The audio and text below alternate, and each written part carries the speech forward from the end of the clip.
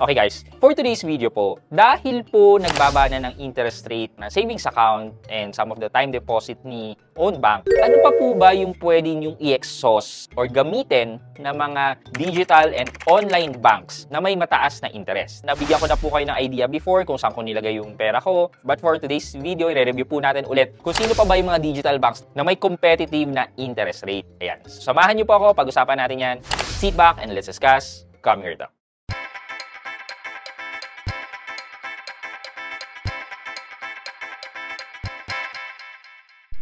Hi guys, this is Pat and you're in Pat Quintos Review TV.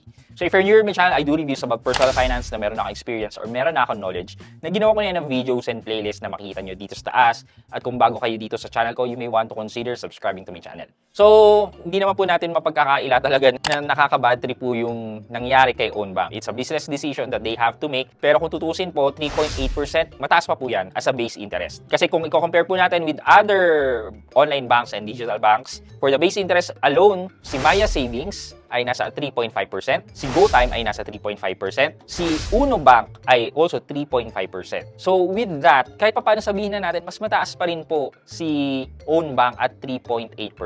However, for other base interest naman po, si Cbank po ay 4%, si Netbank po ay 4%. Ito po yung prevailing na interest rate ng mga savings account. So kung wala naman po kayong gustong gawin na mission, so you can opt for Cbank, Netbank, and CIMB, yung last save by Lazada. So what if naman gusto nyong gumawa ng mission? Kung gagawa naman kayo ng mission, ang recommended po na savings account dito ay si Maya kasi pwedeng mapaabot ng up to 15% per annum ang interest rate. Hindi ko lang din siya recommended talaga dahil kailangan yung gumastos para mapataas ang interest rate, which defeats the purpose of saving money. Pero kung talaga may babayaran naman kayo at ipapadaan nyo lang sa inyong Maya app, well and good, mapapataas nyo po yung interest. Tipong kunyari, kung babayad kayo ng bills nyo, yung kuryente nyo, internet nyo, phone nyo, etc., doon nyo ikakarga lahat ng pambayad nyo. Pag umabot po kayo ng 30,000 pesos na spending using your Maya wallet, mapapaabot nyo po yung interest rates nyo ng up to 10%.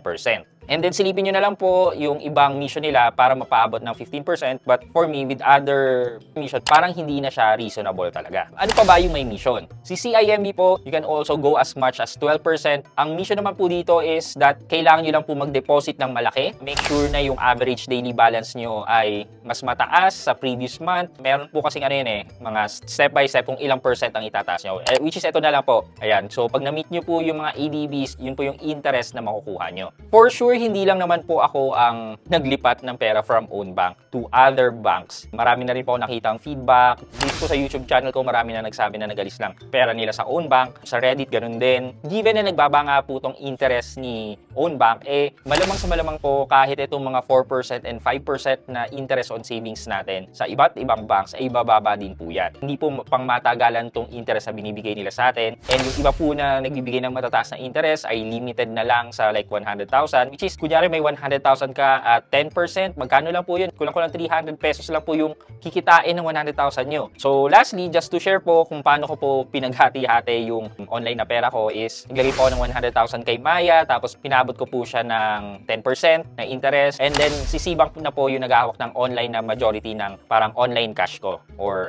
digital money ko. And syempre meron pa rin po akong mga traditional banks na doon po talaga nakalagay yung emergency fund and savings. Ito pong mga pera ko sa online, ito po yung ginagamit natin pang monthly, pambayad ng bills, etc. So, dahil wala naman po tayo magagawa sa sitwasyon na to, might as well i-check na lang po natin yung best option for us and pag-isipan po natin mabuti kung ilipat po tayo sa isang bank, tingnan po natin yung security nila, tingnan po natin kung may mga issue sila bago tayo gumawa ng decision na maglipat ng pera. Kasi mahirap na po na pag lumipat kayo sa isang bank tapos prone pala sa hacking, kawawa naman po tayo pag nangyari po sa atin yan. Okay, for our question of the day po. Remember po yung news last year na sabi po nila mag-open po sila ng panibagong or mag-accept po sila ng additional 2 digital banks. So, for our question of the day, sa tingin nyo po ba dahil maglalabas ng panibagong digital bank, itong bagong digital bank na lalabas ay mag-offer ng mataas na interest sa kanilang savings para kumuha ng mga tao na magde-deposit sa kanila or mag-stick lang din sila sa 3.5%. Ano po sa tingin nyo? Let me know sa comment section sa baba at may chance po kayo manalo ng 1,000 pesos sa ating weekly GCash giveaway. Yun lang po for today's video, but before we end, mag-shoutout po muna tayo at shoutout kay at Mary Ann Kabagay. Sabi niya, "Hello sir, shoutout from Binalbagan, Negros Occidental." At Mary Ann Kabagay, shoutout po sa inyo. Maraming salamat po sa panonood at pagsuporta ng aking mga videos. Thank you so much. Shoutout po sa inyo at maraming salamat sa panonood at pagsuporta ng aking mga videos. And also sa mga Binalbagan, Negros Occidental. Yan, shoutout din po sa inyo. Maraming salamat. I hope you can like this video, leave a thumbs up, and if not, wala namang problema dyan, but continue to support me by subscribing to my channel by clicking the subscribe button and also the bell button sa tabing subscribe para ma-receive kayo ng latest notifications sa lahat ng upload ko. Again guys, this is Pat Quinto and you're in Pat Quinto's Review TV. Bye-bye!